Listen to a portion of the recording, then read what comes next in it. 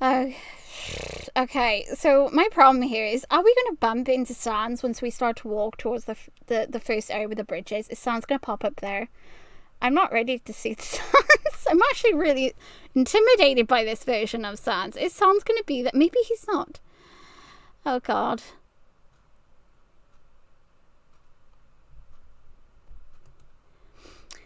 In front of you is a vast expansion of snow. Oh, snow, it's not something you expected to see. Trees too. Dark pine trees lined up on either side of the path. Does that mean you're no longer underground? Your glance up proves to be incorrect. There are many stalactites hanging from the ceiling, although the ceiling is significantly taller than the cavern you went through before. So how? Monster magic. Monster magic ointment. Why wouldn't there be snow underground? Snow is pristine, as if freshly fallen, or like no one has walked across in a long time. You wonder if you'll find more ashes. You hope not. You step into the snow and start to walk. Your shoes crunch in the snow. That scared me. Your shoes crunch in the snow as you walk. There's a brightness to this place. You do not need your phone to use as a flashlight. The air is so cold it hurts to breathe it in. Within minutes of walking, your nose starts to burn.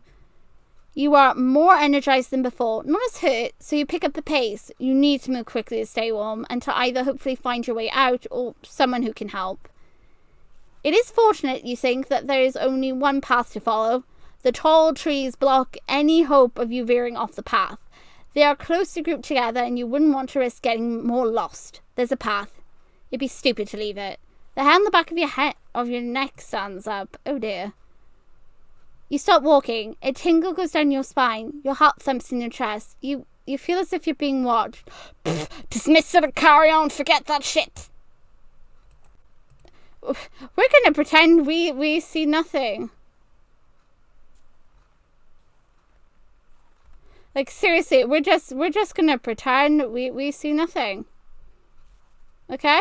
We haven't seen him. We don't know he's there. If that is indeed Sans, no. You're tired. You've been through a lot already. Just imagining things. You can clearly see that the snow is untouched ahead of you. You're the only one leaving footprints behind. You carry on. Each exhale you see, your breath dissolves in the air. Your skin feels raw and dry from this constant, frigid chill. You walk for many minutes. As you cross the rickety bridge covered in snow, you take a moment to look down. This cavern is huge. The whole area is large enough to fit its own forest. Below you is even more forest and snow. It's amazing, really. It's more like you fell into another world rather than a cave. Across the bridge, you are astonished to find more buildings. They seem to be made of wood, pine wood tree, with snow over each roof. As you walk closer, you realize there's grouped together like a town of monsters. There are many shops lined up along the main street, and behind those shops are rows and rows of houses. The style of these homes feels welcoming.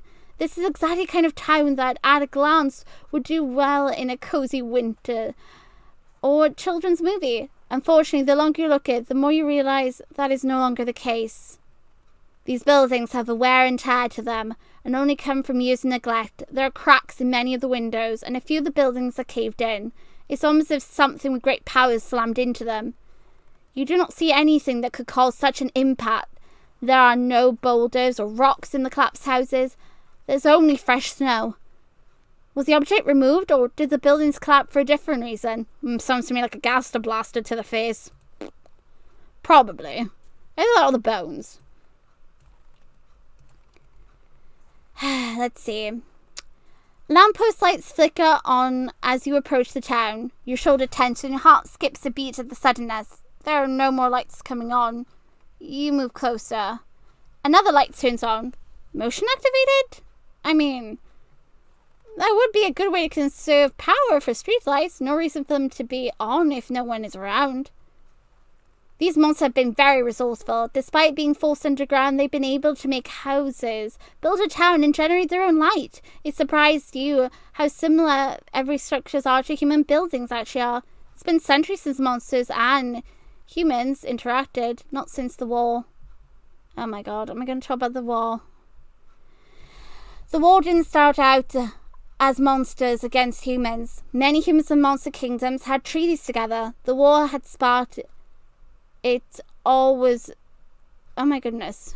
Many humans and monster kingdoms had treaties together. The war that sparked it all was one that started out of retribution.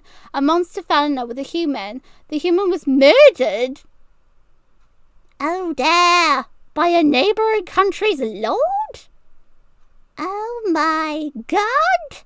And the monsters demanded the lord's head. Oh, that's understandable. The country refused, and so the monster took her people to war. Oh my god. Unfortunately, it didn't end there. For a variety of reasons, the war spilled over into the surrounding countries. It stretched and expanded until a decade in, it covered the entire continent. The war spanned over 100 years. Entire countries and kingdoms were lost to its unrelenting flames, and the ones that remained became hardened and twisted. The details get fuzzy around this point. There's a lot of lost knowledge, and historians argue over many key points. The end results are the same regardless. Humanity banished the monsters and used a powerful sealing magic to ensure they could never return. The exact details are vague. Banishing where and what kind of magic? Is it all the monsters or only one kingdom of them? None of these are questions that humanity has been able to answer. Once the monsters were gone, banished or dead, the war ended. For years, the survivors enjoyed the peace. The magic generated in the wild turned volatile, and humanity's greatest magicians were suddenly unable to use their own magic. The wild magic would erupt into the catastrophic storms and ravage the land for days. The kingdoms that remained were already battered and weak from the war. So many of them perished from this uphill. The ones that survived only did so by working together and pouring all their energy in creating technology to combat and control wild magic. It was a trial and error for many decades to come, but humanity did succeed. It's well under control by your generation. The outbreaks are called magic storms and are treated like a nasty tropical storm. You doubt this town, this quiet town. Quiet town has even seen a magical storm. Calling out, maybe someone can help you. You call out. There's no response. Disappointment floods through you. You try to call out again, hoping, maybe. No one heard you. You don't want... Wait, huh? What? What? What's this?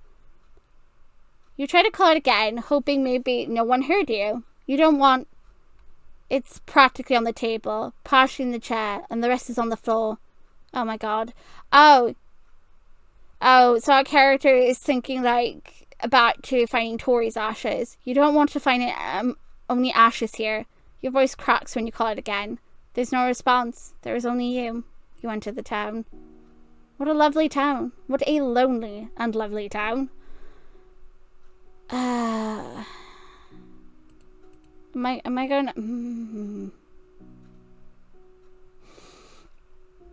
Okay, so...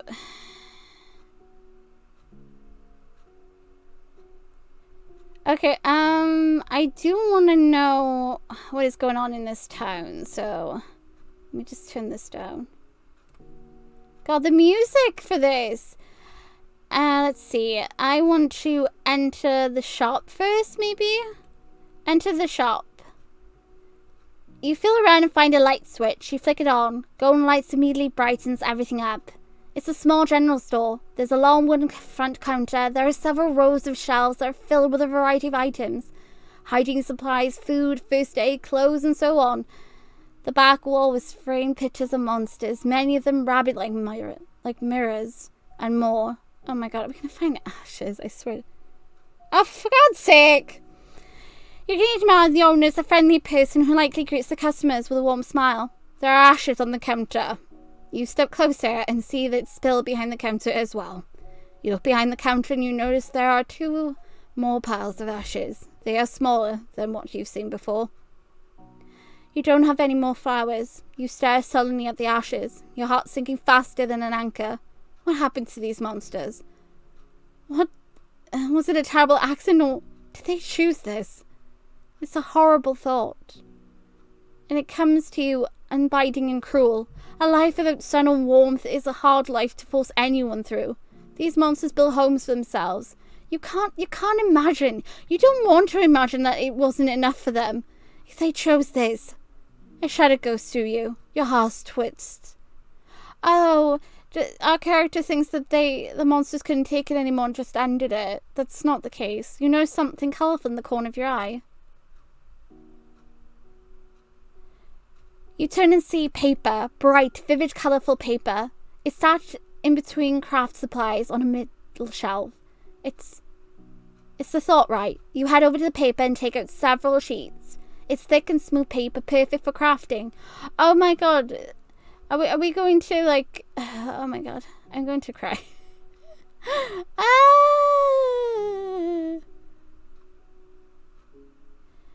We're going to make paper... I want to make paper flowers.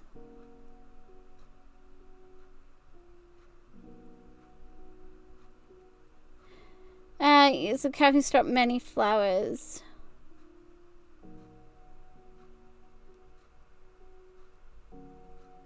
You're very good at arts and craft. You use scissors and glue to carefully construct flowers. Many flowers. I mean, I don't know how many people are going to be in here. You know? This is so sad. Let's make flowers. You make flowers until you run out of paper. You made a lot. You hope you don't have to use all of them. There is a messenger bag at the back of the shop. It's large enough that you can carefully fit all of the flowers inside, as well as one of the smallest first aid boxes. You put away most of the flowers. You approach the ashes in the shop and you set down. Oh my god. Oh my. Well, I guess it's a white flower because if we think about... God, I'm so sad. This is so freaking sad. I hate this. A white flower. Oh my god. Oh my god, did he kill Grailby? Oh my god, he's killed Grailby. He has killed Grailby, hasn't he? Oh my god.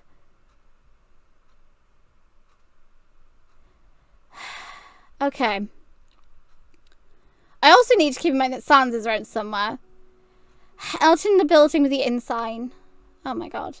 There's only one small front room. It has a creamy golden carpet and a lumpy red couch on the right side of the room. At the far end of the room is a counter with an open ledger on it. There's a hanging picture behind the counter.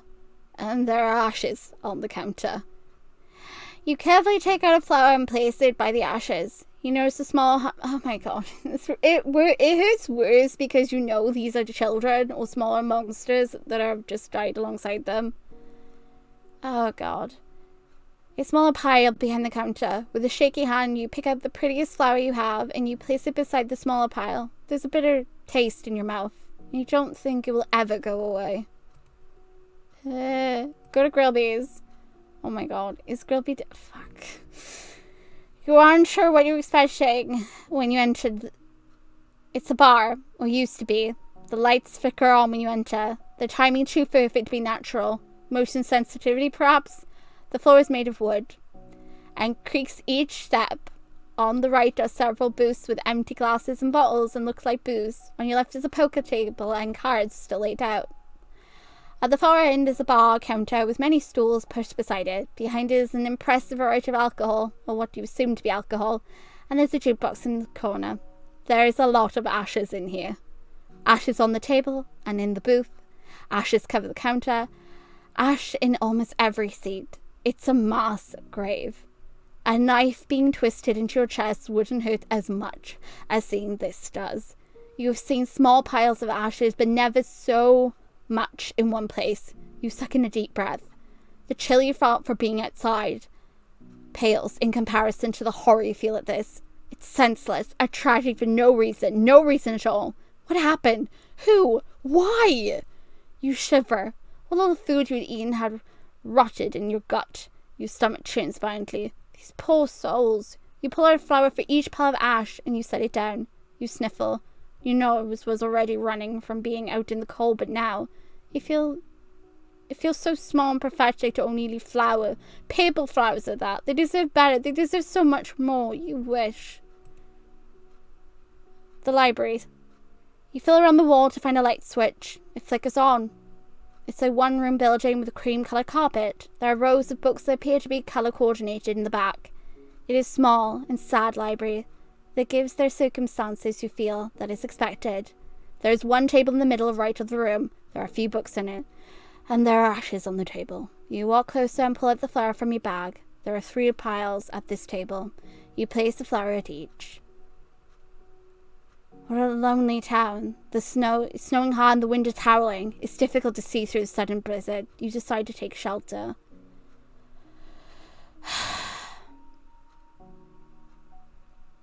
You enter the inn.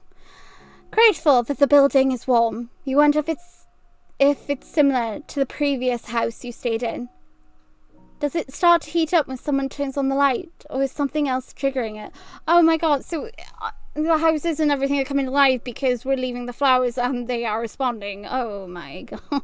This is so sad, I hate this. You're bitterly cold after spending too much time out there. You shiver and sniffle and I am starting to cry. A glance out the window tells you that the snow continues to come down hard. You figure you'll be here for a while. A yawn slips out of you. You don't think you've been awake for that long, but your body is tired and aching from your fall. Coupled with your constant shivering for nearly an hour, fatigue has crept upon you. It won't hurt to rest more. You take a look at the ledger on the counter. It's only polite. You approach the counter and sign your name. You smile. You see other names before yours. Frogget. Pyrobe. Tammy. Oh my god, Tammy came here. Frigitoid. Night-Night. And I, Volking, Twinkle. You touch each name.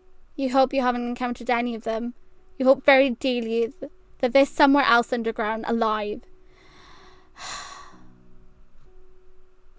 You set the pen down.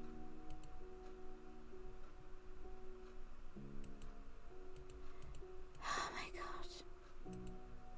You thank them for the hospital. Yeah, oh god, you head upstairs. We're gonna have another dream, aren't we? We're gonna dream and we're gonna see all these different monsters and they're gonna thank you. And I am also imagining that Sans is actually watching all of this going on at the same time that he's watching this our character literally placing down flowers, I'm assuming. Oh god. I can do this. Come on, Twinkle. The floorboards creak with each step. There is no hallway light, so it's difficult to see. You end up having to pull out your phone and use it as a flashlight instead. There's a room at the top of the stairs with an open door. You go inside. It's a small room with one bed, one end table and a window that shows you the blizzard outside. You set the messenger bag at the foot of the bed. You take off your glasses and place them on the end table. You climb into bed, delighted to find it's warm. It soothes your frost-nipped skin as you curl into the blanket. You turn off your phone and set it on the end table. Darkness welcomes you. All the aches and pricks in your body slowly fade from your mind. Even your head injury feels like a distant memory as you settle in. You slip into a light slumber. It doesn't last long. What? It doesn't last long. You are half awoken by something. Your sleep-addled mind, unsure of what exactly awoke you. A noise, a sensation, maybe an itch. You stay calm, dismissing any noise as the blizzard. Is he in the freaking room with me? Is he in the building? It sounds in the freaking building. What? Is he in the room with me? You're tired. You want to rest. You bury your face in the pillow and roll over to get comfier. Sleep calls to you, promising happier dreams. It is enough to make you smile. Just as you slip away, you feel the faint brush of something against your cheek, almost like a hand. Are you gonna murder me in my sleep? I hope you're not.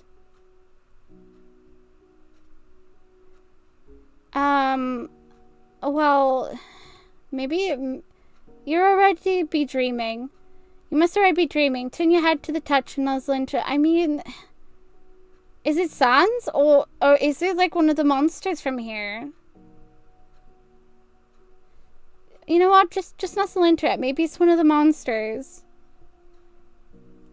You must already be dreaming. Turn your head to the touch and nuzzle it. It's cool against your cheek. It feels nice. It's more firmly pressed against you now. It's quite the vivid dream. You sigh contentedly into it. You think you heard a faint snort right before you go back to sleep. You dream of the town. Oh my god, am I gonna see Girl? I'm gonna cry, aren't I? No, don't make me go see Girl B. Is it Sans? Is Sans in the freaking room with me? I mean, Sans surely knows that that's not the same human, right? Like, he does understand there's more than freaking one human, right? Your shoes crunch into the snow as you look around the town. Monsters in winter coats, scarves and mittens intermingle with one another. Golden lights shine from the inside every building, and the smell of burgers and fried food fills the air. There is laughter tossed around in the air, lighter than a feather in the wind. A monster notices you and waves. Hey, Twinkle! You smile and wave back. Another monster greets you. Nice weather today, huh, Twinkle? It is. There's a yeep at your heels. A small white dog barks to get your attention. You turn to face the dog. You swat to get on his level. He licks your face. You laugh and wipe at your face. The dog seems pleased with himself as he dashes away. You straighten up with a smile and enter Grillby's. Oh my goodness. You enter Grillby's. It is as warm and lively as can be. As soon as you enter, the monster inside greets you right away. Good day, Twinkle. Hey, Twinkle. Thanks for stopping by, Twinkle. Did you have a good day, Twinkle? You beam at them. Bubbly joy making you smile brightly. These monsters know you. They welcome you. Have we come to the underground before? Have we killed somebody? Are we actually Kara? Or Frisk? Please tell me we're not. Dog monster plays poke at the table and waves at you to join. Fish monsters chuck their drinks at the booth and offer you a seat. Twinkle calls out a smooth voice. It belongs to a purple bunny monster in the back. She wears a lavender tank top. Oh, she's from the shop.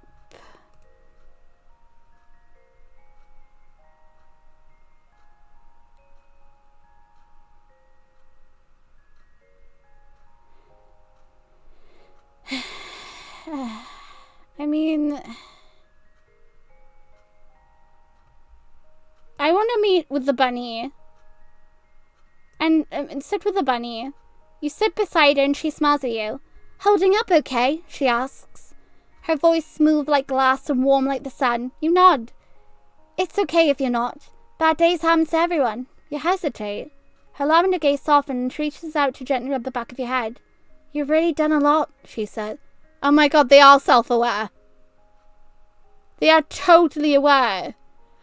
The spirits are talking to me. They are literally talking. I'm going to cry. Oh god, am I going to meet Papyrus at some point? I can't. I cannot. I will not. I will not do well with Papyrus. I just won't. If Papyrus is dead, I'm not going to cope. You don't think you have? You don't think you've done enough? Enough, she says. It's a fun word, isn't it? What is enough? Can anyone really be satisfied? The bunny monster appears wistful. Life down here was never enough, but even that's taken, huh? It seems like it would be enough. She places a white flower on the counter. It's my favorite color, she says. She bends forward and gives you a cheek nuzzle. That's enough for me. Your eyes burn when you open them. Oh my god. That is so cute. Oh my god. You rub at them. You get back out of bed and stretch. You fix yourself up and put on the messenger bag again and head out into the town. It is cold.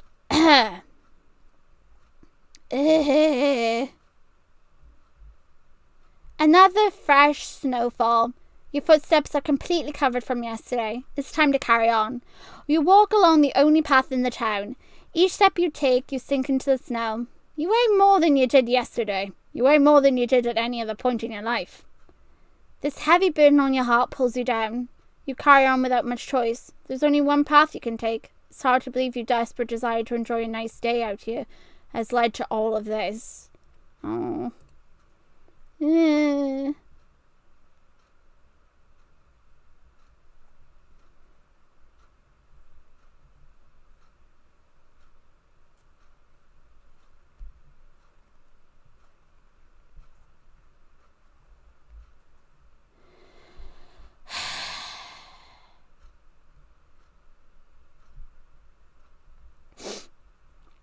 Okay, you can't stop thinking about the ashes and the monsters.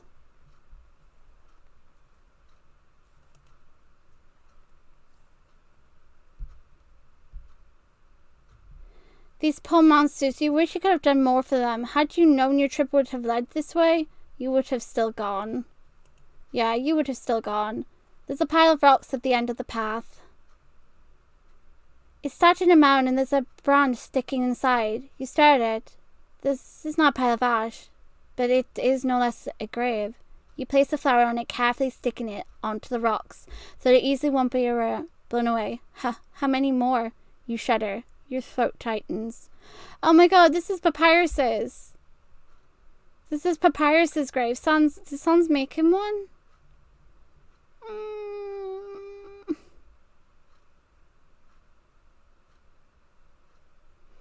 Oh my gosh.